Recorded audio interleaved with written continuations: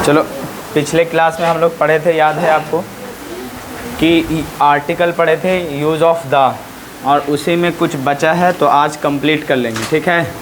चलिए, तो पिछले क्लास में जितना बताया गया था मुझे उम्मीद है आपको सब याद होगा। रिवीजन करके आए हैं कि नहीं आए हैं? चलिए ठीक है। अब हम लोग 3-4 पॉइंट और बाकी है, उसको कंप्लीट कर लेते हैं। देखो, आगे जितना भी कॉन्सेप्ट होगा, चाहे आप पॉइंट बनाए हो तो उसमें अगला पॉइंट स्टार नंबर 1 जो भी होगा कर लीजिएगा। देखो, जितने भी धर्म ग्रंथ होते हैं, रिलीजियस बुक होता है। रिलीजियस का मतलब क्या समझोगे? धार्मिक। रिलीजियस मतलब क्या समझोगे? धार्मिक। जितने भी धार्मिक बुक्स होते हैं, बुक्स मतलब क्या समझोगे? किताबें। तो समझोगे उससे पहले हमेशा क्या लगाओगे? पुस्तकें होगा तो हमेशा द लगाना। मैं लिखूं द, उसके बाद मैं रामायण लिख लेता हूँ, रामायण, है ना। ऐसे रामायण लिखते हैं, लेकिन रामायण करोगे तो भी सही, एक्सेप्टेड है। उसी तरह मैं लिखता हूँ the Bible, the Bible, the Quran, the Quran, ठीक है। ये सब सभी क्या है? धार्मिक किताबें हैं। तो इससे पहले क्या लगाओगे? Article the. जैसे मैं कहूँ Ramayan is a religious book। चलिए, क्या सुनिए, जो सेंटेंस मैंने लिखा सही लिखा है? कहाँ पे गलती कर रखा है? Ramayana is a religious book, कहाँ पे गलती किया? दा होना चाहिए कि नहीं होना चाहिए? इसका मतलब इसको करेक्ट करने के लिए आप सबसे पहले क्या जोड़ोगे? The Ramayana is a religious book. Clear है? कोई दिक्कत तो नहीं है? ऐसा ना क्या होगा? रामायण एक धार्मिक किताब है। समझ रहे? अब देखो, इस पर अगर क्वेश्चन कभी पूछता है तो फिर इन द ब्लैंक्स करेगा, फिर कहेगा Quran is the purest book, उसके बाद मैं लिख देता हूँ इन द वर्ल्ड। ऐसे कई एग्जाम्पल आप किसी धार्मिक किताबों पे ले सकते हो, वर्ल्ड। और ऑप्शन में देगा कि आर्टिकल लगाना है, और इनमें से आर्टिकल बताओ। सी ऑप्शन में देता हूँ आर्टिकल द, और डी ऑप्शन में देता हूँ नन ऑफ दीज या all of these, all of these. बताइए कौन सा ऑप्शन सही है? कौन सा ऑप्शन सही है आपके अकॉर्डिंग बताओ। यहाँ पे तो एन का यूज़ नहीं हो सकता, याद करो। ए का भी यूज़ नहीं कर सकते। ए और एन का यूज़ कहाँ होता था? ए का यूज़ वहाँ पे जो होता जहाँ पे कॉन्सोनेंट साउंड होता तो ए लगाते थे, और भी निश्चित ना हो, अनिश्चित होता। बताइए ये निश्चित है कि अनिश्चित? निश्चित है, एकदम सब स्पेसिफिक है, सब लोग जानते हैं। जैसे ये क्या निश्चित क्या निश्चित? निश्चित है, सब लोग जानते हैं फर्स्ट टाइम में ही। तो ऐसे सिचुएशन में तो जो चीज़ फर्स्ट टाइम में इंसान बोलने वाला और मतलब सुनने वाला दोनों को कंप्लीट मीनिंग जानता हो, किसी के बारे में बात करो तो वो क्या हो जाएगा? निश्चित हो जाएगा। जो भी निश्चित होगा, निश्चित का मतलब डिफिनिट होगा, उससे पहले आर्टिकल दा लगाओगे। यहाँ पे देखो निश्चित है तो आर्टिकल दा लगाओगे, ए और एन का यूज़ नहीं हो सकता, इसीलिए ऑप्शन में क्या जाएगा? दा। अब देखो ऑल ऑफ दिस तो हो ही नहीं सकता, इतना तो आप लगा ही नहीं लगते हो। डी कभी हो सकता है? कभी नहीं। तो बताइए मतलब क्वेश्चन कैसे पूछेगा, सेंटेंस कैसे बनाना, मुझे उम्मीद है क्लियर है, कोई दिक्कत तो इसमें नहीं है, पक्का ना। अब चलो, इसके अलावा हम लोग अगला पॉइंट समझते हैं। रिलीजियस बुक के बाद जितने भी कम्युनिटी आती है, कम्युनिटी का मतलब समझते हो? नहीं। आपने रिलीजन का नाम सुना हो, धर्म का नाम। रिलीजन का मतलब क्या समझोगे? रिलीजन का मतलब क्या समझोगे? धर्म। जितने भी धर्म के नाम होते हैं या ग्रुप, जितने भी संगठन चलते हैं, उससे पहले आप क्या लगाओगे? Article the. क्लियर है? अब देखो, मैं कहूँ द, उसके बाद आप लिखोगे हिंदूज़, द हिंदूज़। देखो एक धर्म है। जैसे मैं लिखूँ द मुस्लिम्स, द मुस्लिम्स, ठीक है ना। उसी के बाद क्या लिखोगे? The Christians, the Christians. तब ये सही हो जाएगा। जैसे आप कहेंगे, मैं लिखता हूँ क्रिश्चियंस आर, उसके बाद ग्रोइंग, ग्रोइंग का मतलब क्या हो रहा है? बढ़ रहे। The Christians are growing. उसके बाद हम कहें यहाँ पे एक सेंटेंस लिख दिया, क्रिश्चियंस आर ग्रोइंग, और यहाँ पे नीचे में इसी सेंटेंस का आगे लिखा हुआ, क्योंकि अब कट है क्रिश्चियंस, एस छोड़ दिया। चलो, क्रिश्चियंस आर ग्रोइंग, और उसके बाद मैं लिखा हुआ इन the world, in the world. तो आप खुद बताइए यहाँ पे क्या सेंटेंस सही है कि गलत है? क्या कमी कर दिया मैंने? तो यहाँ पे आप बताओ, क्रिश्चियंस, पूरी क्रिश्चियन कम्युनिटी की बात कर रहे हो, पूरे उसके धर्म की बात कर रहे हो, तो इससे पहले क्या लगाओ? Article the. यहाँ पे द क्या लगाओ? The Christians. तब ये पूरे ग्रुप को दिखाता है। यानी जितने भी धर्म के नाम होते हैं उससे पहले आप आर्टिकल दा लगाओगे तब वो पूरे कम्युनिटी को शो करता है। सिर्फ क्रिश्चियंस लिखने से काम नहीं चलेगा। क्लियर हो गया? पहला बात क्या समझो कि जितनी भी धार्मिक किताबें हो गई सबसे पहले क्या लगाओ? आर्टिकल दा। क्यों दा लगाओ? क्योंकि स्पेसिफिक है और जहाँ डिफिनिट होता है आर्टिकल लगाएंगे दा। कल बताए भी थे। और इसी के बाद हम लोग पढ़े हैं अगला पॉइंट, अगला कॉन्सेप्ट में आप क्या समझोगे? जितने कम्युनिटी होता है या फिर रिलीजन का नाम होता है उससे पहले भी क्या लगाओगे? आर्टिकल दा। हाँ, इसमें एक एक्सेप्शन भी है। एक्सेप्शन मतलब समझोगे अपवाद। अपवाद कुछ नहीं है लेकिन समझने के ऊपर डिपेंड। इससे पहले आप ए भी लगा सकते हो। कैसे? आप देखिए, मैं ये सब हो गया है तो हटा दूँ या आप कॉपी करोगे या वीडियो से ही देख के कहाँ कॉपी कर लेना? वीडियो देख कर लो। अच्छा, कितने लोग हैं जिनके पास मोबाइल नहीं? जल्दी जल्दी कॉपी कर लो।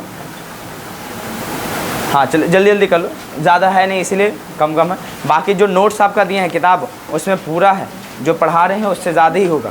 क्या क्या एक्सरसाइज? हाँ, और उसके बाद वहाँ प्रैक्टिस सेशन भी है, 1-2 एक्सरसाइज ऐसे करके है, उसका हिंदी से इंग्लिश पूरा करने वाला है। कोई भी डाउट होगा यू कैन आस्क मी, ठीक है? जल्दी से कर लीजिए।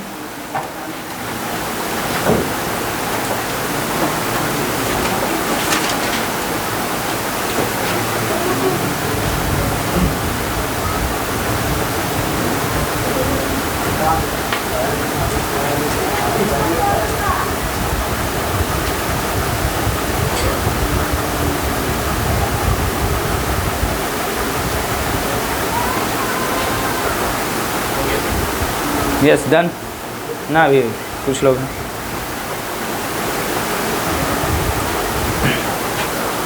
धार्मिक किताबों के नाम यानी before the name of religious book, article the, क्योंकि स्पेसिफिक है।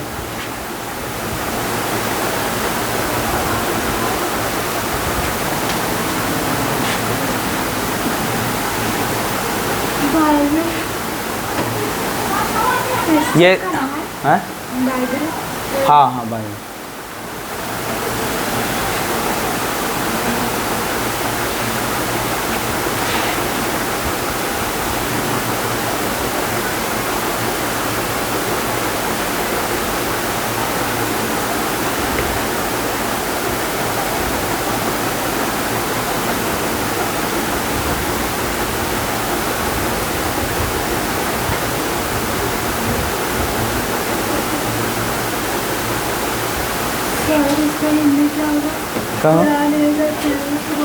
द पूरेस्ट प्योर मतलब एकदम शुद्ध किताब जिसमें गलती ना हो, एरर ना हो, ऐसी वाला बात, ठीक है?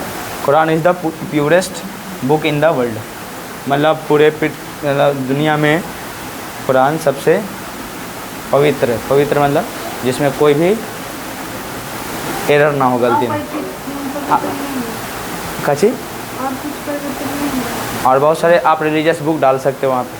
बाइबल डाल दो, रामायण डाल दो, या हो सकता आप तोरा डाल दो। तोरा समझते हो क्या? आप यहूदी का नाम सुने हो? क्या चीज़? यहूदी नाम सुने हो? नहीं? हाँ, यहूदी का मतलब समझते हो? वो मतलब इस्लाम से पहले उनके एक मतलब ये थे, नबी थे जिनको मूसा की कौम कहा जाता है। आप इसे भी इस्लाम में पढ़ोगे तो समझ में आता है। ये मूसा की कौम बहुत पहले की बात है, जब आप सल्लल्लाहु अलैहि वसल्लम मतलब आप मोहम्मद का नाम सुने हैं इस्लाम में, उनसे भी पहले एक कौम थी जिसका नाम क्या था? मूसा अलैहिस्सलाम की कौम, उसको कहते थे यहूदी। और उसी का एक मतलब क्या है? बुक है तोरा। जैसे ये कुरान कैसे इस्लामिक, बाइबल कैसे है क्रिश्चियनिटी, क्रिश्चियन से भी पहले हो, उससे भी पहले, इस्लाम छोड़ दीजिए, उनसे भी पहले फॉलोअर्स हैं मूसा की कौम। समझ रहे? बहुत धर्म जब आया था ना तो स्टेज वाइज होता है ना कि पहले ये हैं फिर ये नबी होते हैं जिसको आप मैसेंजर कहते हैं। धार्मिक किताबें पढ़ोगे तो ये सब बातें आपको समझ में आएगी। लेकिन इतनी समझना कि गॉड अपनी मैसेज को किसी के द्वारा भेजते हैं तो उसको मैसेंजर कहते हैं। और मैसेंजर का मतलब क्या समझोगे? देवदूत। देवदूत मतलब नबी। समझ रहे? और कुछ है? आप देखिए इस पर हम लोग क्वेश्चन ले लेते हैं। देखिए क्वेश्चन कभी कभी आता, मैं उस टॉपिक से बता रहा हूँ तो हो सकता है कभी क्वेश्चन इस पैटर्न पे बन जाए, तो तो उसको कवर करके चलो, प्लस स्पीकिंग में ही काम देगा। तो क्या आप खुद बताओ, क्या भी आपको स्पीकिंग करने का मन करे तो क्या आप सिर्फ Christians are growing in the world कहोगे कि द क्रिश्चियंस कहोगे? द क्रिश्चियंस, या आप इसको हटा दो, आप कहो the Hindus are growing in the world, ये भी हो सकता है। The Muslims are growing in the world हो सकता है। बहुत सारे ऐसे एग्जाम्पल आप ले सकते हो। लेकिन आप देख लेना, कोई कम्युनिटी पर्टिकुलर हो या कोई रिलीजन नेम होता, हमेशा उससे पहले आप आर्टिकल दा लगाओ, क्योंकि स्पेसिफिक होगा। समझ पा रहे कि नहीं पा रहे? इसका कोई कॉपी नहीं होता। अब यहाँ पे एक बात आ जाओ कि इससे पहले सर आर्टिकल ए कैसे यूज़ होगा, मुझे बता दीजिए। अब चलिए इस बात को भी हम लोग देख लेते हैं। अगला पॉइंट में ही इसी के नीचे है, मतलब इसी के नीचे हम लोग एग्जाम्पल समझेंगे। खुद बताओ, मैं लिखता हूँ, आप एक सेंटेंस लिखता हूँ आई एम, ठीक है ना, फिर लिखता हूँ द, और एक तरफ मैं लिखता हूँ आ, और यहाँ पे मैं मुस्लिम लिख लेता हूँ, ठीक है। फिर मैं लिखता हूँ आई एम, ठीक है ना, फिर लिखता हूँ द, और फिर लिखता हूँ आ, और यहाँ पे फिर लिखता हूँ हिंदू, ठीक है ना। मैं लिखता हूँ ही इज़, ठीक ना, फिर लिखता हूँ द, और फिर लिखता हूँ आ, इसी में से आपको सिलेक्ट करना है। फिर लिखता हूँ क्रिश्चियंस, क्रिश्चियन, ठीक है ना। चलिए, कोई दिक्कत तो नहीं है। अब खुद बताइए, इन तीनों में से आपको नंबर 1 है, नंबर 2 है, नंबर 3 है, इनमें से बॉक्स में से एक का सिलेक्शन करना है, तो आप क्या लगाओगे? खुद पर्सन अकेला बोल रहा, अकेला मैं हूँ, मैं अकेला मुस्लिम, तो खुद बताओ सभी मुस्लिम की बातें नहीं कर रहा हूँ, और यहाँ पे पूरे मुस्लिम्स की बात करेगा, पूरे हिंदूज़ की बात करेंगे, पूरे क्रिश्चियंस की बात करेंगे। एक इंसान पूरे मुस्लिम को दिखा सकता है, एक इंसान पूरे हिंदूज़ को दिखा सकता नहीं ना, अपने आप में तो एलोन है। तो ऐसे सिचुएशन में क्या लगाओगे? ए लगाना पड़ेगा। I am Hindu, I am Muslim, I am Christian, कोई कहोगे ही इज़ अ क्रिश्चियन, ये सब कहना पड़ेगा। क्लियर है? क्या द लगा सकते हैं? यहाँ पे द का यूज़ नहीं होगा। अब यही कभी कभी, ये तो सेंटेंस हो गया कि किस तरह से सेंटेंस बोलेंगे। I am a Muslim, I am a Hindu, I am a Christian, इस तरह से सेंटेंस बनेगा। He is a Muslim, he is the Muslim नहीं लिखोगे, क्या लिखोगे? ही इज़ अ मुस्लिम, मतलब वह मुस्लिम है, एक मुस्लिम है। जैसे ही इज़ अ हिंदू, वह एक हिंदू है, क्या ही इज़ द हिंदू कहना सही है? नहीं। हाँ, पूरा अगर पूरे रिलीजन को उसको शो करना है, जैसे कहूँगा the Hindus are growing in the world, यानी पूरे हिंदूज़ की बात करो, एक हिंदू की बात नहीं करो, यानी पूरा ग्रुप की बात करोगे, तो आप उसी धर्म से पहले क्या लगाओगे? Article the. लेकिन अपने आप में किसी पर्सन के रिलीजन को दिखाना है, तब क्या लगाना? आ लगा के चलना। क्लियर हुआ? अब देखिए, इस पे क्वेश्चन आप भी कर सकते हैं। जैसे मैं लिखूँ he is, fill in the blanks करेगा, उसके बाद यहाँ पे कहेगा, चलो यहाँ पे लिख लेते हैं, चलो यहाँ पे लिख दो हिंदू ही लिख दो, और ऑप्शन में दे देगा option A article an, B option में देगा ऑप्शन में ए, और सी ऑप्शन में देगा द, डी ऑप्शन में ऑल ऑफ दिस या नॉन ऑफ दिस। कौन सा ऑप्शन सही है? देखो कितना हल्का क्वेश्चन पूछता है। बोलिए, आप खुद बता सकते हैं। ऑप्शन बी सही बिल्कुल होगा। समझ रहे? तो बताइए, इसी के नीचे आप इसको एडजस्ट कर लीजिएगा कि सेंटेंस गलत भी ना हो और इस पर क्वेश्चन आ जाए तो छूटे भी नहीं। क्लियर है? मैं पूरे उस तरह से पढ़ा देता हूँ, हो सकता है बोर्ड में ऐसा क्वेश्चन, या कहीं भी जाओगे तो इसी टाइप से क्वेश्चन पैटर्न, या हो सकता है आप स्पीकिंग करो तो गड़बड़ ना कर लो। क्लियर है? तो इन दोनों को माइंड में लिख कर चल रहे हैं। क्लियर?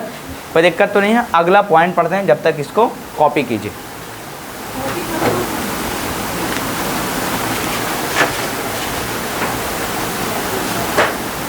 पिछले क्लास में तो बता दिए थे, है ना, ये सब बातें। पहाड़ के नाम से पहले ये सब तो था कि नहीं था? पहाड़ के नाम से पहले यूज़ करें, ये सब रट्टे वाली बात नहीं, स्पेसिफिक होगा तो डाल लगेगा। क्लियर?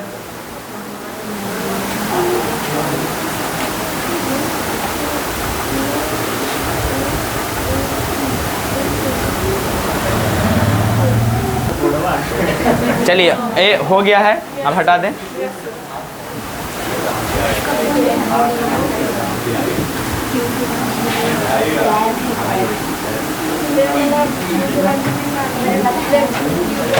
अब आइए, सुनिए, कोई भी पॉलिटिकल पार्टी होगा, पॉलिटिकल पार्टी के नाम से पहले हमेशा क्या लगाओगे? Article the. समझ पा रहे? अब देखो, पॉलिटिकल पार्टी जितने भी होंगे, जो मतलब राजनीति पार्टी होता है, उससे पहले हमेशा आर्टिकल द लगाओगे।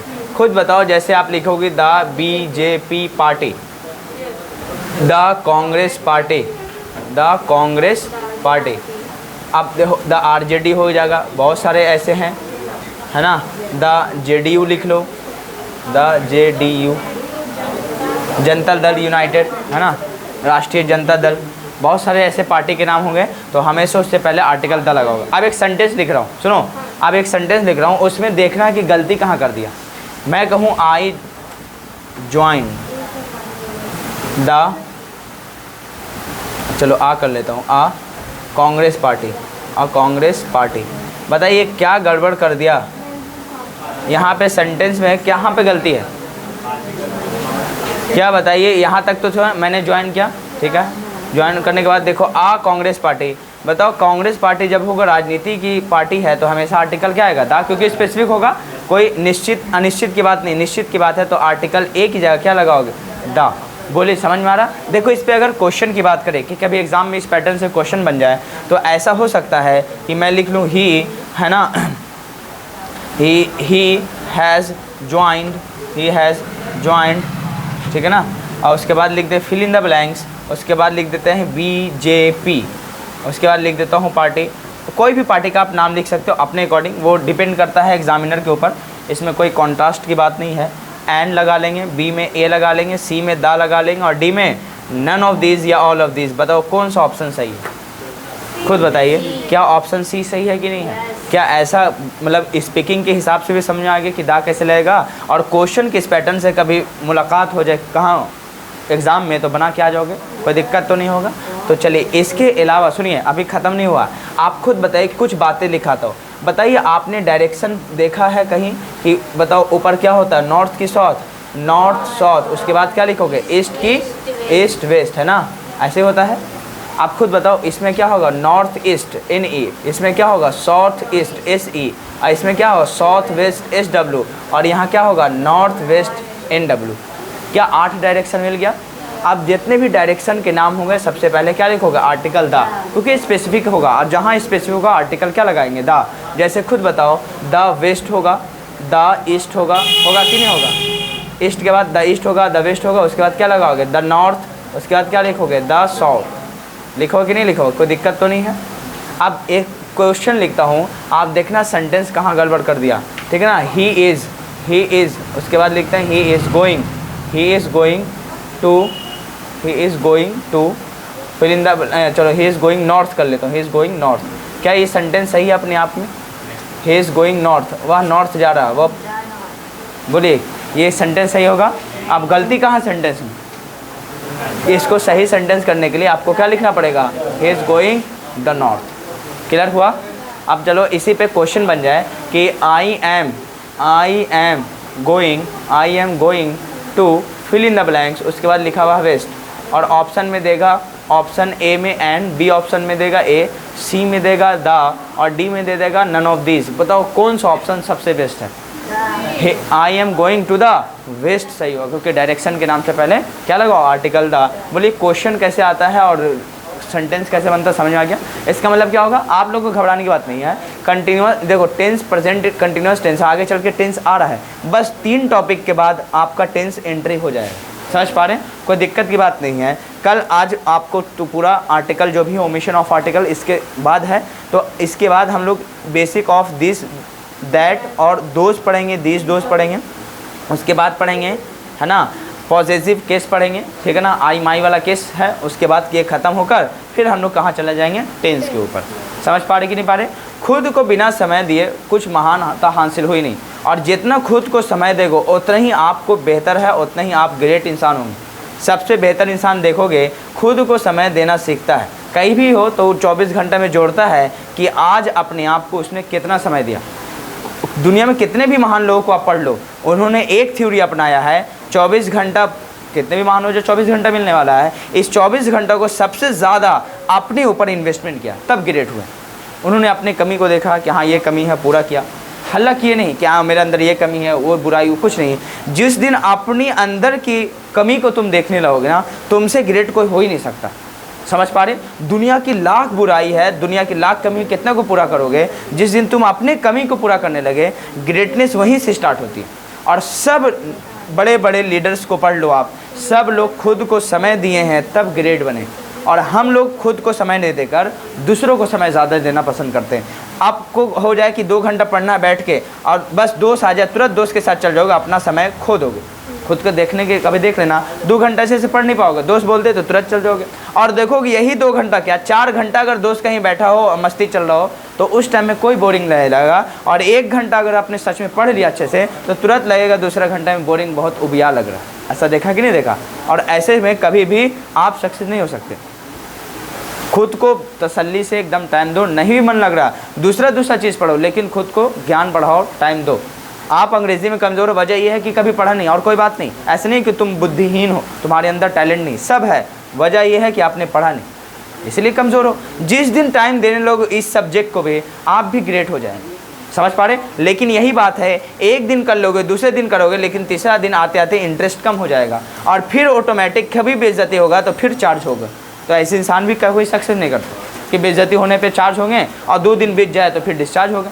ये जो अंदर की मतलब जलन है परमानेंट तब तक नहीं बुझनी चाहिए जब तक आपको सक्सेस ना मिल जाए, कुछ अचीव ना कर लो, तब वो होता है। समझ पा रहे? जितने मैं एग्जांपल देता हूँ, कई लोगों को आप पढ़ो, महान लोगों को जिनको आप बहुत ग्रेट मानते हो, सबकी जीवन थ्योरी पढ़ के जाओ, बहुत स्ट्रगल करके आपको वो अचीवमेंट मिल रहा। नहीं तो थोड़ा सा एग्जांपल मैं हमेशा देता हूँ, स्टूडेंट और नेताओं का, बस एक एग्जांपल, स्टूडेंट और नेता। याद है आपको? स्टूडेंट 1 साल फेल हुआ, अगला साल तैयार है फॉर्म भरेला। अगर नेता लोग एक बार इलेक्शन हार गया, अगला 5 साल तक बेचारा दूसरे को हाथ ही जोड़ता चले, वो भी अखलाक कम नहीं होना चाहिए, नहीं तो फेंका जाएगा। फिर सोचिए, इन लोगों से मोटिवेशन लो। सोचो 5-5 साल स्ट्रगल फिर कर रहे हैं, एक बार हारे 5 साल फिर स्ट्रगल। आप लोग को क्या कुछ भी नहीं, एक बार हार गए यानी फेल हो गए, अगला साल फॉर्म भर के फिर मुस्कुराओगे, कोई बात नहीं। समझ रहे कि नहीं समझ रहे? सोचो कितना स्ट्रगल है। आप खुद MP MLA या चीफ मिनिस्टर बन जाते हैं तो सोचते हो आप एटीट्यूड या वो देखते हो ना बदल जाता, क्यों? क्योंकि बहुत स्ट्रगल करके पहुंचता है। आप भी जब स्ट्रगल करोगे तो समझ में आएगा। क्लियर है? तो उस सब बातों को मैं नहीं कर सकता कितना आपको मोटिवेशन और समझाने की बात करो, क्योंकि एक उम्र आने के बाद आपके अंदर अंडरस्टैंडिंग हो जाती है। फिर भी अगर आप गलत करते हो तो आपसे गलत फिर कोई होता ही नहीं। समझ रहे? आपके अंदर समझदारी आ चुका कि क्या गलत है क्या सही है, सब कुछ है, लेकिन फिर भी गलत अब तुम कर रहे हो तो तुमसे गलत कोई नहीं इस दुनिया में। फिर समझ रहे? फिर रोना मत कि हाय मेरी ज़िंदगी बर्बाद है, ये है, क्योंकि बर्बाद करने वाले आबाद करने वाले दोनों तुम होते।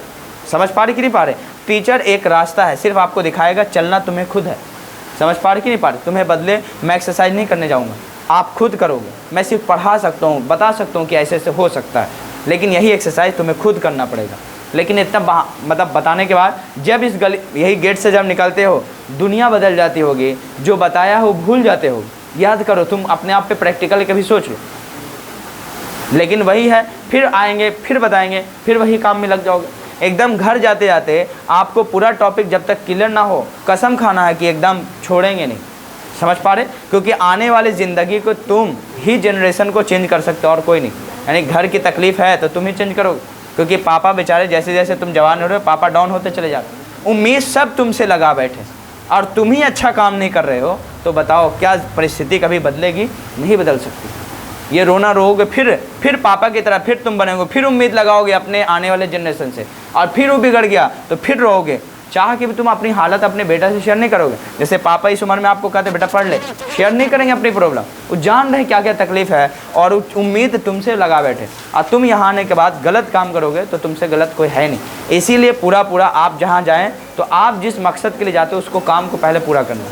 समझ पा रहे? सेकंड प्रेफरेंस आप दोस्ती यारी को देना है। क्लियर है? अब चलिए ज़्यादा टाइम नहीं लें, क्योंकि आप समझदार हैं, हर बातों से समझ जाते हैं। क्या इतनी बातें क्लियर हो गई है? मुझे उम्मीद है कि जल्दी से आप उतार लीजिएगा। ठीक है? जिनके पास मोबाइल नहीं है, नहीं तो आप रिकॉर्डेड देख सकते हो, कोई दिक्कत नहीं। क्लियर है? और पूरा प्रैक्टिस सेशन लगा लेना। समझ पा रहे कि नहीं पा रहे? एकदम उम्मीद के साथ, छोड़ना नहीं। क्लियर? जल्दी से इसको कॉपी कर लीजिए। हाँ, हिंदी की बात करें तो आई ज्वाइन, मतलब अभी मैंने ज्वाइन किया क्या कांग्रेस पार्टी, तो दा लगाना कर रहे हैं। क्लियर है? हाँ, ऐसा भी हो सकता है, आगे चल के पढ़ेंगे। एंटर मतलब होता है प्रवेश करना, ठीक है ना, प्रवेश करना। और एंटर एंटो होता है, एंटर एंटो शामिल होना, जिसको ज्वाइन करना कहते हो ना, शामिल होना। तो आप खुद बताइए, इनकी जगह क्या आप ज्वाइंट की जगह एंटर्ड इनटू आप कह सकते हो? समझ पा रहे हो ना? एडी जोड़ देना, क्योंकि ये V2 है ना बाबू, 10th का भी पढ़ोगे, V3 है, तो यहाँ पे भी आप V3 को ज्वाइन कर सकते हो, क्योंकि एंटर्ड का एंटर्ड V2 V3 दोनों होता है, यहाँ पे एंटर्ड लगा सकते हो। एंटर्ड इनटू लिखना पड़ेगा, क्योंकि सिर्फ इंटर मतलब प्रवेश करना, एंटर इनटू मतलब शामिल होना किसी चीज़ में, पार्टी उटी में या किसी संगठन में। समझ पा रहे कि नहीं पा रहे? इन दोनों में अंतर है, सिर्फ इंटर तो प्रवेश करना, इंटर इंटू मतलब शामिल होना। जैसे आपको बता दें LAUGH लाफ मतलब सिर्फ क्या होता है, हंसना। LAUGH लाफ मतलब क्या होगा, हंसना। लेकिन LAUGH उसके बाद एट लगा दें, लाफ एट, इसका मतलब होगा मजाक उड़ाना, किसी का मजाक उड़ाना। और ये सभी वोकैबुलरी हम लोग एक सेशन में करेंगे।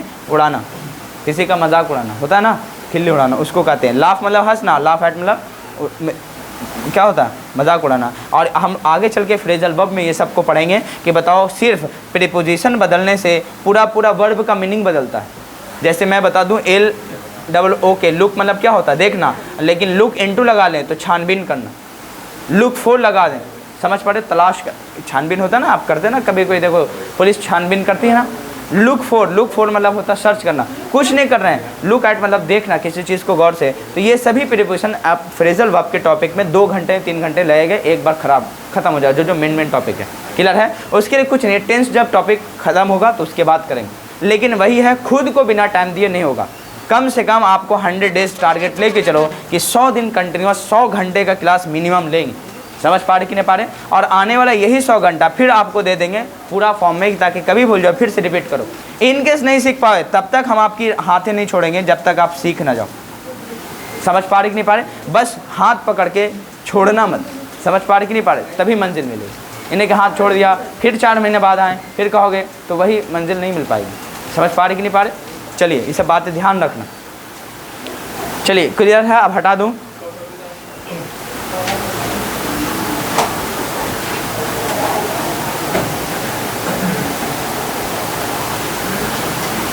हाँ, ये जो बुक आपको मिला है बाबू, यहाँ देख लो, ये वाला जितना भी किताब में है आपका, ये सब एक्सरसाइज को सॉल्व करके आना, ठीक है ना? बोलो। किताब नहीं है, एडमिशन लोगों को अब मिल जाएगा।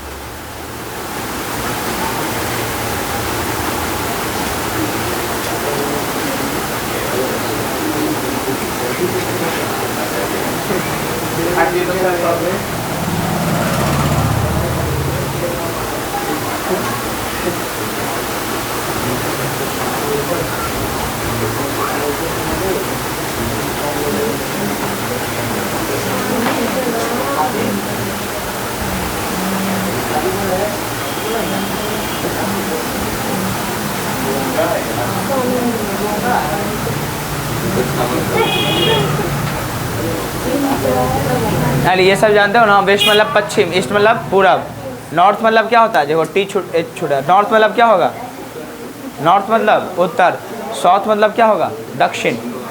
समझ रहे ना, ये सब तो आते ही होगा ना। चलिए, अरे एंटर इनटू मतलब होता है शामिल होना किस चीज़ में। एंटर इनटू इसके लिए बताए थे, जैसे ज्वाइंट की जगह आप एंटर इनटू भी कह सकते हो। क्लियर है? अब देखो कई लोग हैं, मालूम चला आप सीख के गए, आपने सिर्फ इतना ही पढ़ा था ज्वाइंट, ज्वाइंट मतलब शामिल होना, ठीक है ना? खुद बताओ कोई एंटर इनटू कह के गया, he has enter into the BJP party, तब तो कंफ्यूज हो जाएगा कि एंटर इनटू क्या बोल दिया भाई। समझ रहे? तो एंटर इनटू मतलब क्या समझोगे, शामिल होगा। समझ पा रहे कि नहीं पा रहे? जैसे कहोगे ही लाफ्ड एट मी, इसका मतलब क्या होगा, उसने मेरा मजाक उड़ाया, इस तरह हो जाएगा। क्लियर? कोई दिक्कत तो अब नहीं है, इसको हटा दो।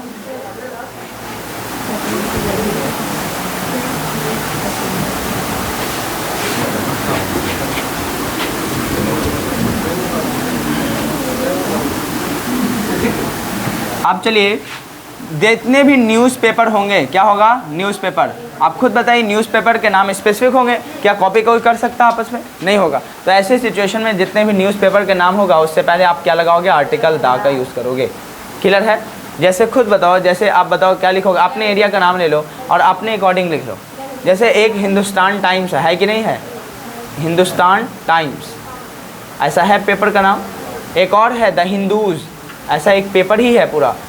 आप कभी सिविल सर्वेंट की तैयारी करो तो उसमें बहुत फेमस होता है कि द हिंदूज़ रीडिंग करेंगे न्यूज़पेपर ताकि करंट अफेयर्स को कवर कर पाए। ऐसा देखा है कि नहीं देखा? हाँ, इंग्लिश में रहता है उसको ज़रूर, और उसमें थोड़ा मतलब वर्ड का अच्छा वर्ड यूज़ किया रहता है। समझ पा रहे? नहीं तो आप पढ़ने के बाद बहुत बाउंस करेगा कि बता क्या रहा है। क्लियर? और उसमें से बहुत सारे वोकैबलरी को कवर करोगे तब वो। हाँ, 10 नहीं 12 14 जितना देखो अब क्यों ऐसा होता है, जितने भी पेपर होगा और उसमें अगर न्यूज़ ज़्यादा प्रचार कम रहेगा, ऑटोमेटिक उसका रुपया मतलब कीमत बढ़ जाएगा। क्यों? और जितना सस्ता पेपर उतना एडवर्टाइजमेंट ज़्यादा रहेगा और पेपर की क्वालिटी अच्छी नहीं रहेगी। समझ पा रहे? क्यों? आगे चल के आपको how free is the press 12th chapter में पढ़ना कि क्यों प्रेस ऐसा करता है, क्योंकि सबसे ज़्यादा कमाई प्रेस की एडवर्टाइजमेंट पे ही होती है। अगर वही बंद हो जाए तो क्या कमाई हो पाएगा? मालूम चला, मैं एग्जांपल दे दूं कि 1 लाख रुपया खर्च हुआ है 10,000 उसको पेपर बनाने में। 10,000 पेपर बनाने में कितना खर्च हुआ? 1 लाख रुपया। तो बताओ एक पेपर का कॉस्ट उसको 10 रुपया पड़ा कि नहीं पड़ा? आप खुद बताओ, ये आपको अगर 5 रुपया 4 रुपये में बेच देता है तो 1,000 10,000 है तो 10 गुना करेगा, 40 से 50 कर लो, यानी 40-50 हज़ार रुपये आपसे कमाया कि नहीं कमाया? एग्जाम्पल ले रहा हूँ, ठीक है ना। 40 से 50, अगर 4 रुपये पेपर के हिसाब से बेच रहा, उसको कॉस्टिंग कितना है? 10 रुपया, लेकिन बेच कितना रहा? 4 रुपये में। अगर 10,000 पेपर उसने बेचा है तो खुद बताओ 40,000 रुपया होगा कि नहीं होगा टोटल? आप खुद बताइए, लगाया कितना उसको? 1 लाख, और उसको मिला कितना? 40,000 रुपया। जब 40,000 मिलेगा खुद बताओ तो उसको 60,000 रुपये का घाटा पड़ेगा कि नहीं पड़ेगा? और 60,000 ये लाएगा कहाँ से? तो ऑटोमेटिक चला जाता है एडवर्टाइजमेंट, सीधा सीधा। अगर एडवर्टाइजमेंट अगर ना हो तो पेपर की कमाई बंद। और यह हो सकता है सीधा सीधा क्या करेगा, आपके पेपर जो आप 5 रुपये 4 रुपये में ले रहे हो ना, सीधा 3 गुना करेगा, 14-15 रुपये में आ जाएगा, तब उसका फिर इनकम बढ़ेगा। होगा कि नहीं होगा? समझ पा रही कि नहीं पा रही? इस तरह से सिस्टम चलता। हाँ बोलो, क्या क्या? एडवर्टाइजमेंट मतलब प्रचार। हाँ, कोई भी रहे, कोई भी पेपर देख ले, एडवर्टाइजमेंट रहेगा उसमें। हाँ, क्या? दैनिक जागरण। दैनिक मतलब क्या होता है? दैनिक मतलब डेली वाला कहानी होता है ना, प्रतिदिन। दैनिक और जागरण ये तो हिंदी न्यूज़पेपर है जी। हाँ, दैनिक मतलब क्या होता है? अच्छा, हिंदी इंग्लिश तो ऐसे लिख लेना, DANIK दैनिक, उसका जागरण है। अच्छा, तो डेली जागरण मतलब समझोगे जागरूकता, जिसको आप अवेयरनेस कहते हो, अवेयरनेस, या फिर आप न्यूज़ कह सकते हो, ठीक है ना। डेली न्यूज़ समझा? अवेयरनेस मतलब होता है जागरूकता, प्रतिदिन जागरूकता, जागरण। क्लियर? और कुछ? हम सजा कि वैसे पूछ रहा और कुछ पूछना है? बताइए, एडवर्टाइजमेंट ना करेगा तो क्या बचेगा लोग? आप खुद बताइए। न्यूज़पेपर कभी जाना, टीवी पे कभी न्यूज़ चल रहा है तो क्या टीवी पे न्यूज़पेपर सुनो तो उसमें भी देखोगे ऊपर नीचे हर जगह एडवर्टाइजमेंट चलता हुआ नजर आए, है ना। और 1 मिनट अगर 2 मिनट न्यूज़ दिखा दे तो पक्का 1-2 मिनट प्रचार भी चलता होगा। चलिए, अब अपना ले लीजिए। अब अपने एरिया का कुछ भी न्यूज़पेपर होगा तो आप लिख लोगे पक्का दा, उसके बाद क्या लगाओगे? कुछ ले लो, प्रभात खबर, दैनिक जागरण, जो आपके एरिया में मशहूर है ना। हाँ, प्रभात खबर। और क्या है? हिंदुस्तान, हिंदुस्तान टाइम्स है, द हिंदुस्तान। अच्छा, एक बात बताइए, इतना सारा न्यूज़पेपर इंडिया में होगा जिसका हम लोग नाम हो सकता नहीं जानते। क्या हो सकता? बिहार में जान रहे हो, मराठी चले जाओ, महाराष्ट्र में चले जाओ, वहाँ हो सकता मराठी में कई ऐसे न्यूज़पेपर होंगे, क्या उसका नाम आप जान रहे हो? क्वेश्चन अगर आ जाए तब कैसे पकड़ोगे? देखो, इसीलिए क्वेश्चन में हिंट्स दिया जाता है। अगर न्यूज़पेपर एंड में लिखा रहे तभी समझना न्यूज़पेपर का नाम है।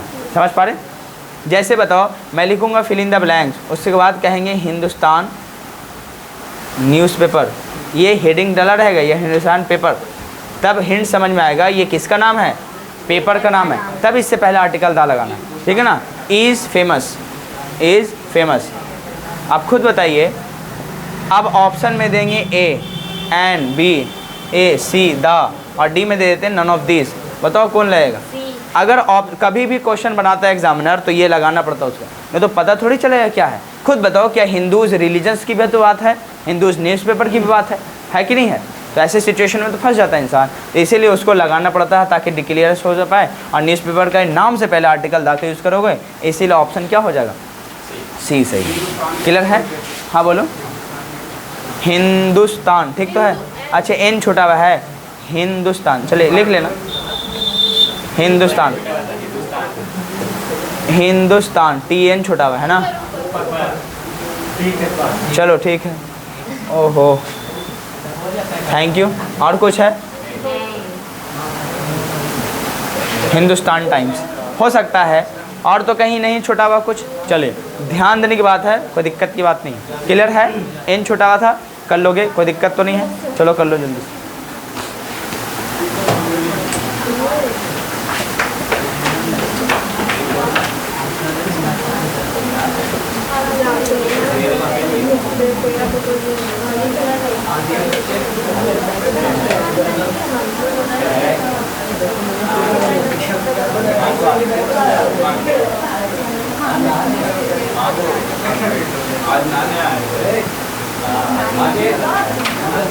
चलिए यहाँ पे ध्यान दो।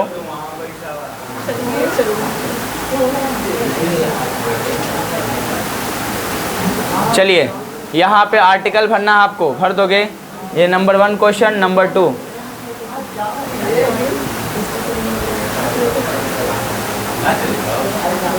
चलिए क्या सही होगा? तीसरा question, I am reading, fill in the blanks, newspaper. Option बिल्कुल ऊपर वाला ही है, तीसरा का भी। तीसरा को पक्का सब लोग गलत कर देंगे।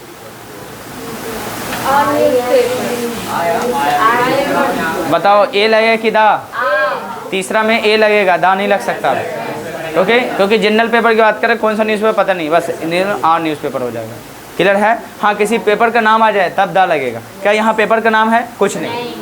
समझ? हाँ, जैसे आई एम रीडिंग अ बुक, ऐसे लिखते हो कि नहीं? दा बुक तो नहीं लिखते वहाँ पे। चलिए ठीक, गुड। इसका ऑप्शन अगर होगा सेम तो ऑप्शन बी, सी सही होगा। तीसरा क्वेश्चन का एकदम सेम ऑप्शन लगाना, ऑप्शन सी सही करना, ए लगा देना। और ऊपर के अकॉर्डिंग यहाँ पे क्या आएगा? बी सही हो जाएगा, क्योंकि हिंदुस्तान टाइम्स किसी न्यूज़पेपर का नाम है, तो आर्टिकल दा। जल्दी जल्दी कर लो।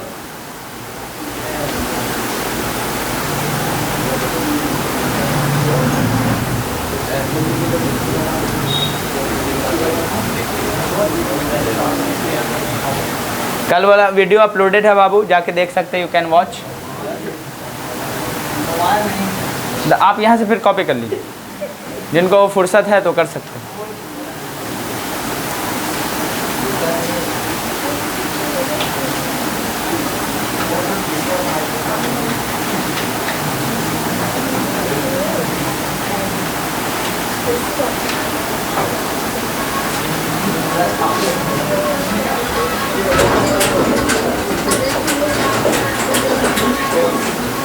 हो गया, आगे बढ़ें।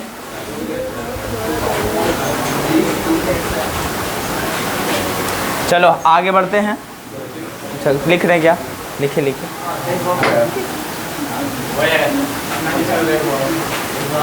कोई बात नहीं, आराम से उतार लो।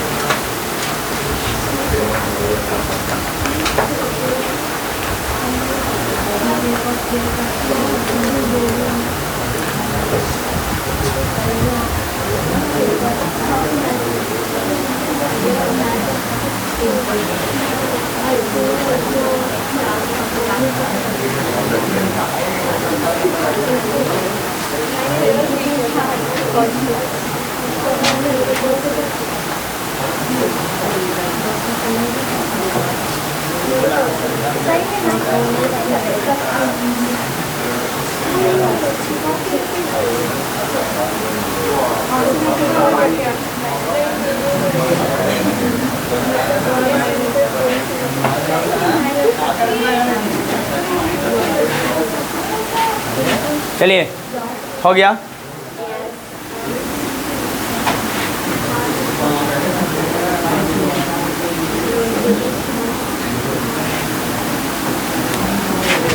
अब आते हैं, देखो अब कुछ बातें देखो। मैं लिखता हूँ ही इज़ गुड। सुनो कुछ बातें सुनो। मैंने पिछले पार्ट्स ऑफ हिस्ट्री में बताया था, बताओ। कोई बात नहीं है, डोंट वरी।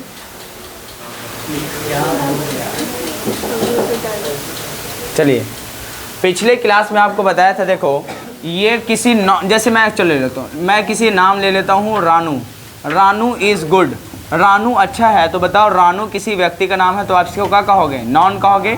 इसको क्या कहोगे आप, वर्ब कहोगे। और जो मतलब रानू अच्छा है तो अच्छाई किसके बारे में बात हो रही है, रानू का। तो यानी नॉन या प्रोनाउन की जो क्वालिटी बताता हो, जो क्वालिटी बता रहा है ना, देखो कि ये किस टाइप का है, इसके गुण को दिखा रहा है कि ये अच्छा है, तो ये क्वालिटी दिखाने वाला वर्ड है। तो जो नॉन या प्रोनाउन की क्वालिटी को दिखाता है उसको क्या कहोगे आप, एडजेक्टिव कहोगे। बोलो, ये बातें पिछले क्लास में बताए थे। एडजेक्टिव क्या होता है, तो नॉन या प्रोनाउन की जो क्वालिटी बताता है। Ram is good, sorry Ranu is good, Ranu अच्छा है। यहाँ पे रानू इज़ बैड कर सकते हैं, रानू इज़ स्मार्ट, ये सभी क्या है, गुड स्मार्ट, ये सब क्या आएगा, उसकी क्वालिटी बता रहे तो एडजेक्टिव होगा। क्लियर है।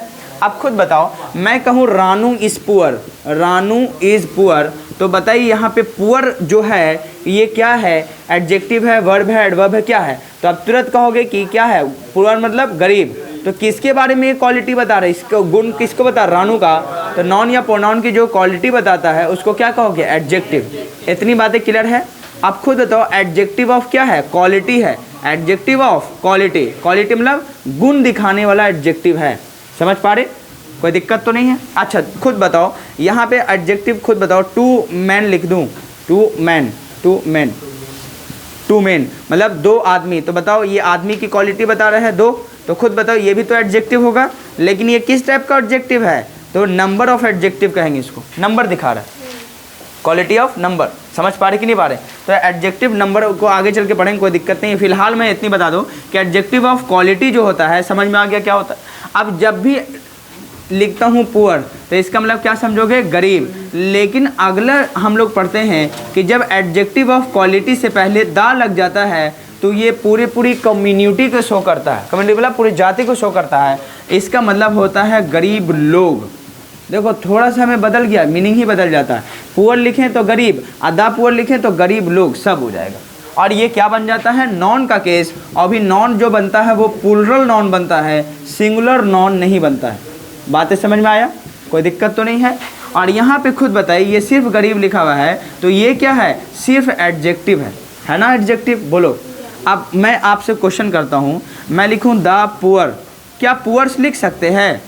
देखो सिर्फ द पुअर मतलब ही नॉन हो गया, तो क्या यहाँ पे पुअर्स लिखोगे, ऑलरेडी ये प्लूरल नाउन है तो क्या इस लगाने की जरूरत है, नहीं। तो इसका मतलब कभी भी ऐसा नहीं लिखा जा सकता, सिर्फ क्या लिखेंगे, द पुअर लिखेंगे। और खुद बताओ, इनके बाद इज़ लगाएंगे कि आर, तो आपको मालूम होगा कि इज़ सिंगुलर के साथ आता है और आर प्लूरल के साथ आता है, तो इज़ का यूज़ भी नहीं कर सकते। क्या लगाओगे, आर, द पुअर आर, उसके बाद आप कह सकते हो ऑनेस्ट। इसका मतलब क्या होगा, ईमानदार। तो मतलब द पुअर आर ऑनेस्ट, गरीब लोग ईमानदार होते हैं। बोलो समझ में आ गया। मेरी मकसद ये थी कि जब भी एडजेक्टिव ऑफ क्वालिटी से पहले आर्टिकल दा का यूज़ होगा तो उसकी पूरी कम्युनिटी जाति को शो करेगा। उसी तरह बताओ क्या हो सकता है, द रिच हो सकता है, तो द रिच का मतलब क्या होगा, अमीर लोग। उसी तरह क्या कहोगे, द ब्लाइंड, द ब्लाइंड मतलब क्या होगा, अंधे लोग। द लेम, लेम का मतलब क्या समझोगा, लंगड़े लोग, पूरे हो जाएगा। क्या बातें समझ में आ गया। सिर्फ अगर मैं रिच लिखता तब क्या होता, अमीर, लेकिन द रिच लिख दिया तो अमीर लोग। सिर्फ ब्लाइंड लिखता तो अंधा, और सिर्फ द ब्लाइंड लिख दिया तो अंधे लोग। लेम लिखता तो लंगड़ा, लेकिन द लेम लिख दिया तो लंगड़े लोग। समझ में आ गया कि नहीं आ गया। तो क्या आप लिस्ट बना लोगे, फट से कॉपी कर लेना ये वाला। फिर से देखो, अब देखिए, अच्छा इसको उतार लीजिए, उसके बाद मिटा के फिर इसके बारे में बता देते हैं कि ये क्यों एडजेक्टिव होगा। क्लियर हुआ। चलिए देखो, आप, मैं बार बार कहता हूँ ना, अगर आप कमज़ोर हैं, कुछ नहीं, उस सब्जेक्ट को तुम पढ़ने लगो, कैसे नहीं स्ट्रांग होगा। वक्त जिसको जिसने दिया है वो ऑटोमेटिक वो स्ट्रांग बनाए। इस मतलब रिलेशन की बात हो तो ही स्ट्रांग रिलेशन बनाना है तो उसको वक्त देना पड़ेगा। कोई भी दुनिया चीज़ है, कमज़ोर है तो उसको वक्त देने लगो। कोई पेड़ सूखा देखो, उसको वक्त देकर पानी देने लगो, हरियाली आ जाए। समझ रहे कि नहीं समझ रहे। आपकी ज़िंदगी में हरियाली लाना है तो खुद को वक्त दो। ये समय बहुत मूल्यवान चीज़ है, इस पर सबसे ज़्यादा इन्वेस्टमेंट आपका अपने ऊपर होना चाहिए। समझ पा रहे कि नहीं पा रहे। लेकिन वक्त समझता है नहीं इंसान। हम लोग यहाँ से निकलने के बाद देखो, क्लास से जैसे निकलोगे सब भूल जाओगे। भूलना नहीं है, ये आग दिलों में जलाना है, तब तक जलाते रहना है जब तक सक्सेस ना मिल जाए। सक्सेस मतलब कामयाबी ना मिल जाए, सफलता ना मिल जाए।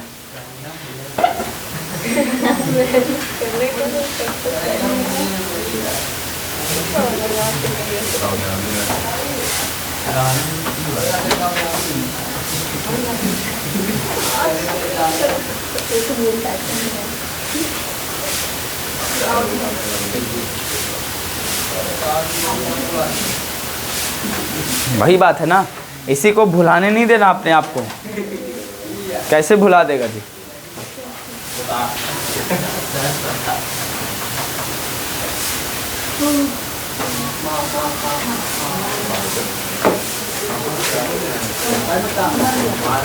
No talking please. Keep writing.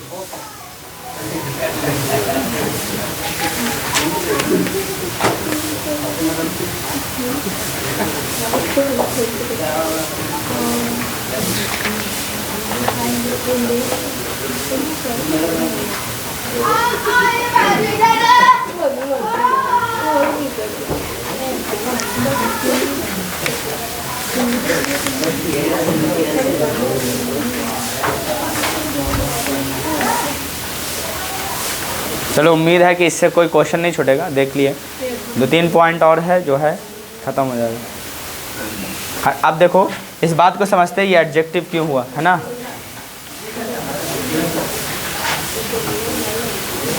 हटा दें।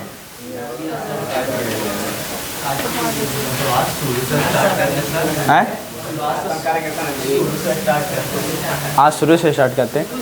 खुद बताओ, क्या आप यहाँ आए हो? क्या नहीं समझ में आ रहा है क्या होता है? फिर क्या एडजेक्टिव नहीं समझ में आया? आप डेफिनेशन में पढ़ते तो वही होता है। आप जिस दिन आए उसी दिन समझोगे शुरुआत है मेरी। ये नहीं समझना कि वहाँ से चालू होगा तभी शुरुआत होगा। क्या टेंस टॉपिक लिखेंगे तभी शुरुआत समझोगे? क्या नॉन लिखे तभी शुरुआत है? जहाँ ज्ञान बैठे बने मतलब बट रहा है, बैठ जाओ चुपचाप, लो चल दो, है ना। चलिए इसको हटा देता हूँ फिलहाल। अब चलिए कुछ सुनिए। अब आएंगे, सुनो मैं लिखता हूँ ही इज़ अ बॉय। सुनिए, ही इज़ अ बॉय। ही क्या है बताओ? ही प्रोनाउन है। चलो ही इज़ गुड कर लेता हूँ सबसे अच्छा। ही इज़ गुड, ये क्या हो जाएगा? प्रोनाउन के बदले फिर क्या लगाओगे? वर्ब। ये क्या हो गया? एडजेक्टिव। अभी पढ़े हैं, कोई दिक्कत नहीं है ना। चलिए खुद बताओ, अभी बताएं। नॉन या नॉन के बदले जो यूज़ होगा उसको क्या कहोगे? प्रोनाउन। जो नॉन या प्रोनाउन की क्वालिटी बताए क्या होगा? एडजेक्टिव। समझ पा रहे कि नहीं पा रहे? अब चलिए यहाँ पे देखो लिखा हुआ है मैन, ठीक है ना। अब मैं लिखता हूँ इससे पहले टू। आप खुद बताओ ये टू क्या होगा भाई? तो आप पार्ट्स ऑफ स्पीच भी इसको एडजेक्टिव कहेंगे। क्यों कहोगे? क्योंकि मैन, अब इसको मेन लिखना पड़ेगा क्योंकि प्लुरल हो गया। खुद बताओ ये मैन की क्या बता रहा? क्वालिटी बता रहा है कि मैन कितने हैं। समझे कि नहीं आया? टू है तो इसकी जो क्वालिटी बताएगा उसको क्या कहोगे? एडजेक्टिव। यहाँ पे अगर मैं 3 भी लिख देता और उसके बाद मैं 3 के बाद मैं मेन लिखता है MEN, तब बताओ ये मेन क्या है आपका? नॉन है। और नॉन से पहले किसका यूज़ कर रहा है? उसकी क्वालिटी बताने के लिए यूज़ कर रहे हो तो क्या कहोगे? एडजेक्टिव होगा। समझ में आया कि नहीं आया? ये क्लियर है? अब खुद बताओ ऑटोमेटिक मैं कहूँ आ बॉय तो इसका मतलब 1 बॉय लिखते हो कि नहीं लिखोगे? बात तो बराबर है। समझ पा रहे कि नहीं पा रहे? हाँ, ये बात है कि आप अगर बॉयज़ पे ज़्यादा ध्यान देना चाह रहे हो, यानी नॉन पे जोर ज़्यादा देना चाह रहे हो, तो आर्टिकल ए का यूज़ कर लेना। लेकिन अगर नंबर पे ज़्यादा ध्यान देना चाह रहे हो, बॉयज़ से पहले ज़्यादा इंपॉर्टेंट आपको नंबर दिख रहा है, तो 1 का यूज़ करोगे। ऐसे मीनिंग दोनों सीख है। मैं कहूँ he is 1 boy, he is a boy, मतलब सही है। ए मतलब 1 ही होता है, लेकिन डिफरेंस क्या है? अगर कहीं नंबर पे ध्यान दे रहा कि एक बॉय तो 1 लिखना ज़रूरी है, और कहीं आप ध्यान दे रहे हो कि नॉन के ऊपर, आर्टिकल मतलब नंबर पे उतना ध्यान नहीं है, तो आ बॉय लिखेंगे। आप खुद बताइए ये आप ऑटोमेटिक कहोगे कि एडजेक्टिव है कि नहीं है? क्योंकि क्वालिटी बता रहा 1 2 3 करके। तो खुद बताइए ये भी एक तरह का आर्टिकल भी क्या होता है? एडजेक्टिव ही होता है। समझ पा रहे कि नहीं पा रहे? यानी ए एंड द ये सब भी किसके पार्ट्स हैं? एडजेक्टिव के ही। समझ पा रहे? जिसको डिटर्मिनर्स कहते हो। क्यों? क्योंकि नॉन को आके पहले डिटरमाइन करता कि 1 है 2 है, इसलिए डिटर्मिनर्स कहते हो। डिटरमाइन वाला बांध के रखना। समझ पा रहे कि नहीं पा रहे? वही डिटरमाइन हो गया, डिटर्मिनर्स का हो गया। क्लियर हुआ कि नहीं हुआ? कोई दिक्कत तो इसमें नहीं है? पक्का ना? हैं? तो आज से ये भी कह सकते हो कि जो आर्टिकल है वो किसके अकॉर्डिंग आएगा? एडजेक्टिव के अकॉर्डिंग ही आता है। यानी पूरा पार्ट्स ऑफ स्पीच अगर पढ़ लेंगे तो ऑटोमेटिक समझ जाना उसी में से कुछ ना कुछ ये होता है। आर्टिकल होता ही नहीं, एडजेक्टिव का ही पार्ट होता है आर्टिकल। क्लियर है? कोई दिक्कत तो नहीं है? चलिए अब आगे बताया जाए। चलो अच्छा, टाइम हो गया क्या? Time is over. वाह good, time is over. Time's up, ठीक है। अच्छा एक पॉइंट और पढ़ लेना, फिर मुझे याद दिलाना। ओमिशन ऑफ आर्टिकल आज पढ़ना था, लेकिन इस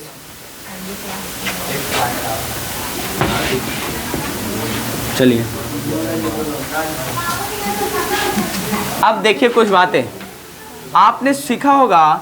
आप यूके लिखते हो, कभी कभी लिखते हो, यूएसए लिखते होगे, यूएसएसआर लिखा हुआ देखा आपने, देखा होगा द पंजाब लिखा हुआ, द पंजाब लिखा हुआ देखा होगा, द बिहार क्यों नहीं। चलिए कल यही बताए थे कि ये सब सही है, इनसे पहले आर्टिकल द लगाते चले जाएंगे, याद है आपको। सबसे पहले सुनिए, आपको एक पहले भी लॉजिक बताए थे जहाँ पे आपका समझ में आए कि डिफरेंट है, डिफरेंट मतलब स्पेसिफिक है, तो समझ जाना आर्टिकल द लगेगा। पूरे आप मतलब ब्रह्मांड को घूम लो और उसके जितने बॉडी पार्ट्स होते हैं तो सब अपने आप में यूनिक हैं, और जहाँ यूनिकनेस फील होने लगे आर्टिकल द का यूज़ कर देना। बताओ द सन कहते हो, द मून कहते हो, क्यों? अपने आप में यूनिक है, कॉपी नहीं हो सकता। ऐसे सिचुएशन जो पर्टिकुलर वन होते हैं हमेशा आर्टिकल द लेके चलते हैं। अब यहाँ आओ, जब भी कोई चीज़ टुकड़ों में बटा हो और उसका संगठन ऑर्गेनाइजेशन बना दिया जाए, तब भी उससे पहले आप आर्टिकल द का यूज़ करोगे। अब कैसे? देखो पहले अमेरिका भी टुकड़ों में बटा था, ये मत समझना जो यूएसए है, यूनाइटेड स्टेट्स ऑफ अमेरिका, ये मत समझना कि एक ही कंट्री है। कई जैसे टुकड़े थे और टुकड़े मिलकर अपने आप का निर्माण किए, कहें यूएसए इसका नाम रखो। समझ पा रहे? अगर आप, हाँ चुप रहो अभी, अगर मालूम चल इंडिया टुकड़ों में बटा हुआ था, है ना, एक देश एक ही था, अंदर मतलब बंटवारा था। समझ पा रहे? आई हो सकता पहले से टुकड़ा था, टुकड़ा मतलब समझे, ये अलग टुकड़ा, ये अलग, अलग अलग सब महाराजा। समझ रहे कि ना समझ रहे? और पहले ज़माने में भारत ही पूरा देश था। और जब भी यूनाइटेड की बात हो, यूनाइटेड मतलब क्या होगा, संगठन की बात हो, यानी टूटा हुआ चीज़ को मिलाकर एक बनाया गया हो, तो उससे पहले आर्टिकल क्या लगाओगे? द लगाना। अब देखो यूएसएसआर, ये भी मतलब पहले क्या था, कई देशों का संगठन था, ठीक है ना, नहीं एक कंट्री नहीं, कई देशों का समूह है। समझ पा रहे? उसी तरह यूएसए, आपने यूनाइटेड किंगडम, द ब्रिटेन का नाम सुना होगा, क्या सिर्फ इसमें लंदन का नाम सुनते हो? नहीं, इसमें कई सारी कंट्री मिल के द ग्रेट ब्रिटेन का निर्माण करती है। इसीलिए जब यूनाइटेड बन गया, यूनाइटेड मतलब एक संगठन बन गया, यूनिटी बन गई, तो इससे पहले क्या लगा होगा? Article the. जब भारत आज़ाद हुआ था, ये जो पंजाब का इलाका आप देख रहे हो, भारत को भी आप 4 टुकड़े में बटा हुआ देखे होगे, समझ? ऊपर वाला अलग, ऐसे 4 हिस्सा समझोगे, समझ रहे? ई वाला अलग, ई वाला अलग, ओ वाला अलग, ऐसा समझ रहे? तो उसी तरह जब ऊपर का इलाका था सब पंजाब का था, पंजाब समझे, जम्मू कश्मीर भी वही कहलाता था, यहाँ की भाषा एक, हरियाणा वाला भी, इधर उत्तराखंड, सब एक तरह। और जब यही भाषा का संगठन देखोगे होने लगा, भाषा के ऊपर बंटवारा भारत होने लगा, तो उसी में हुआ पंजाब का डिवाइड। हरियाणा अपना मांग करने लगा, मैं हरियाणवी लैंग्वेज में, पंजाब अलग, कश्मीर अलग। उसी तरह यानी पहले संगठन में था, इसीलिए द पंजाब का हो गया, क्योंकि पहले यूनाइटेड में था। समझ रहे? इसीलिए द पंजाब की बिहार ऐसा है, यूनाइटेड नहीं है, बंगाल से अलग होकर हुआ। और उस टाइम में उसकी बात कब है? ये आज़ादी के बाद वाली बात है, समझ? अगर आज़ादी से पहले की बात नहीं कर रहे, समझ रहे? और यानी भारत की बात करें, अगर आज़ादी से पहले की बात नहीं, आज़ादी के बाद अगर हुआ है ऐसा संगठन बना और टूटा है, तो ऐसे सिचुएशन में उसको क्या कहेंगे? द पंजाब। और एक पंजाब ऐसा इलाका था जहाँ एक यूनाइटेड था, हरियाणा एक ही, और ऊपर से जम्मू कश्मीर, ऊपर से पंजाब, उत्तराखंड, सब एक जगह। समझ पा रही नहीं? बस तो पूरा समझोगे एक पंजाब, समझे? जैसे खुद बताओ, वेस्ट बंगाल, बिहार, उड़ीसा, झारखंड, चारों मिला के वेस्ट बंगाल पहले था। जब कौन शासन कर रहे थे? अंग्रेज़ लोग, है ना। तब फिर बंगाल से फिर बिहार अलग हुआ, बिहार से उड़ीसा, उड़ीसा फिर बिहार से झारखंड, ये सब अलग हुआ, है कि नहीं? हिस्ट्री कभी पढ़ लेना, क्लियर हुआ है ना। पहले बड़का वेस्ट बंगाल था, वेस्ट बंगाल से बिहार अलग हुआ, और बिहार से फिर क्या? उड़ीसा, उड़ीसा से अलग झारखंड नहीं है, फिर बिहार से ही झारखंड अलग हुआ। समझ पा रहे? क्लियर है? उसमें से देखोगे 46% का कुछ रेशियो गना गया, 46% तुम, उसके बाद 54% बिहार वाला। ऐसा कहानी था कि 46% का रेशियो लगभग 40 से ज़्यादा अधिक परसेंटेज कौन लेगा? झारखंड का चला गया। और 54 या 56% का लगभग रेशियो किस में आ गया? बिहार में। और बिहार का इलाका में सिर्फ भूमि और उधर सब इंडस्ट्री भाग गया। अब बिहार में उस देखोगे गरीबी और कम तो चले गई, रोजगारी और कम तो चला गया। समझ पा रहे? और देखोगे वही होता आज भी, वोटिंग का सिस्टम आता है तो आप जातिवादी देख के आप वोटिंग दे, और डेवलपमेंट देखते नहीं, ख़त्म। कब तक चलेगा काम? आप जैसे नेता तैयार हो पढ़ लिख कर, जॉब के पीछे एकदम नहीं भागो। आरजेडी और क्या नाम है भाई, बीजेपी है, कांग्रेस है, और कौन कौन जाए बिहार में, बहुत सारा है। आप एक अच्छा दल बनाएं जो मतलब बिहार के लिए स्पेसिफिक काम करे। आज तुम गुजरात जाओ, महाराष्ट्र जाओ, इतना डेवलप स्टेट है कि मत पूछिए। यहाँ एक इंटरनेशनल एयरपोर्ट तक नहीं है। सोचो, अगर कभी जाओगे तुम विदेश, कभी सऊदी या हो सकता है आप अमेरिका वगैरह से आओ कभी बिहार, तब महसूस होगा बिहार कितना पीछे है, बाकी हम अलग स्टेट कितना आगे। समझ पा रहे, तब एहसास होगा। सही बात है, यहाँ जातिवादी को छोड़कर डेवलपमेंट के ऊपर काम करना। मैं एग्जांपल दूं, आप देखो, आप दो भाई हैं, एग्जांपल ले लीजिए, एक भाई आप ए हैं, एक भाई बी है, और खुद बताइए आपका भाई जो बी है एकदम ख़त्म है, पियक्कड़ है, मतलब कोई मतलब नहीं है दुनियादारी से। आप एक बहुत शरीफ निकल गए, करोड़ों का बिजनेस चला रहे हैं, और आपको अचानक हो सकता है अमेरिका जाने की ज़रूरत पड़ जाए, क्या अपना बिजनेस छोटका भाई को देके जाएगा कभी? ख़त्म कर देगा। उसी तरह अब यहाँ पे नहीं देख रहा कि मेरा भाई है, मेरा जाति है, इसको दो।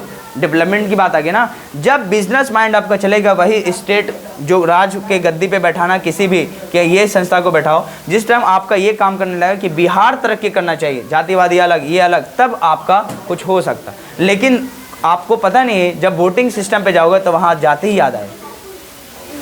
अलग दल बनाओ, कुछ करो, अब सब जागेंगे तब बिहार आगे बढ़ेगा। वरना वही लोग जो कम पढ़े लिखे हैं, आप ज़्यादा पढ़े लिखे हैं, कम पढ़े लोग आपके ऊपर शासन करने लगे, क्या फ़ायदा फिर होगा पढ़ने लिखने का? आप एक चपरासी के जॉब के लिए इधर भटक रहे, अब बिना पढ़े लिखे नेता का बेटा आगे बैठा हो, फिर क्या फ़र्क? क्या आप उससे कम टैलेंटेड हैं? तो फिर क्यों ऐसा? समझ पा रहे कि नहीं पा रहे? और चलिए यही सब बातें फिर हम नेक्स्ट क्लास में, ये वाली कंट्री, अब यूके कैसे ब्रिटेन, मतलब ग्रेट ब्रिटेन क्यों कहलाया, यूएसआर कब कहलाया, ये वर्ल्ड की पूरी कहानी हम डिज़ाइन बना के बता देंगे। यूएसआर कैसे हुआ, पंजाब कैसे हुआ, ये सब कहानी नेक्स्ट टाइम में चलेगा। फिलहाल इन दी एंड क्लास।